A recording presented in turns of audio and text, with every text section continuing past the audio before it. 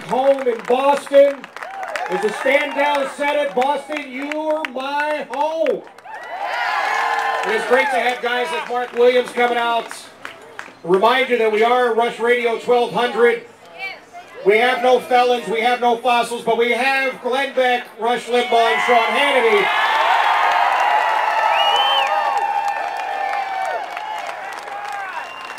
And my hope is we have you as well.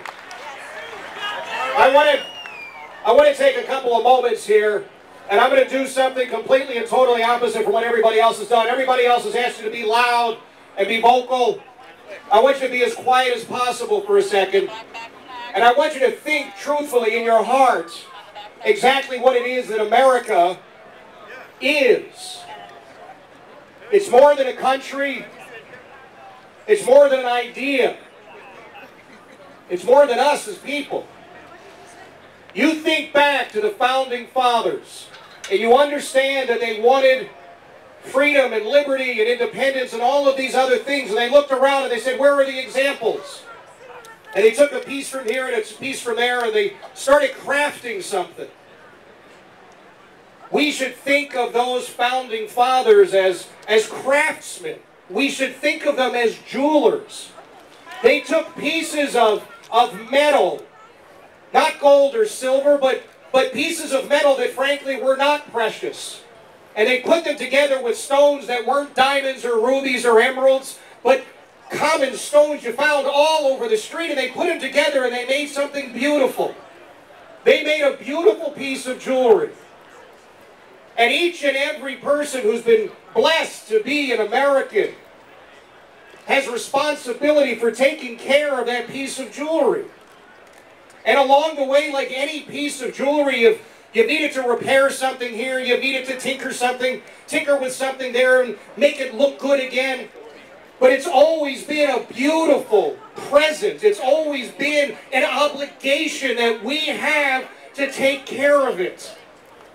Because you know as well as I do, it's not ours. We're just taking care of it. I see here so many heroes, veterans, police officers, firefighters, paramedics who every single day stand up and say, if necessary, I will sacrifice for you.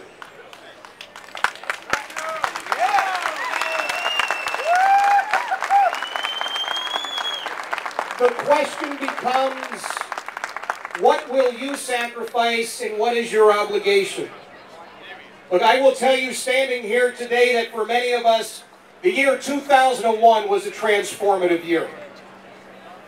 Because something happened on September the 11th, 2001 that woke up so many people across this country. But if you don't mind, I want to share with you something that happened on July the 25th of 2001 and something that happened on July the 29th of 2001. On July the 25th, 2001, my dad passed away. 4 days later, on July 29th, my oldest son was born.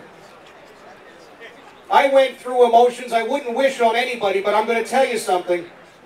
What became clear to me in those 4 days was that I had an obligation passed from my father to me, and I have to pass it on to him.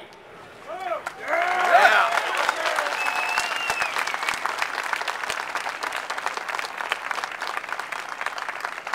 You and I are not necessarily heroes or patriots. We are custodians. We are caretakers of that piece of jewelry. We need to polish it.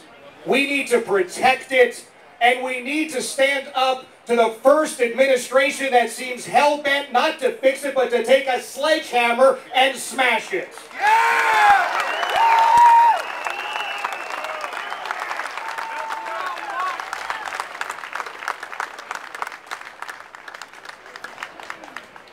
I only want to remind you of our obligation. It is our collective obligation. Every one of us standing here as a mother or a father has an obligation to our children to be on guard, to protect and defend this nation, this idea, this continuing experiment And my hope is that you remember the example, that it is a piece of jewelry. It is invaluable at this point.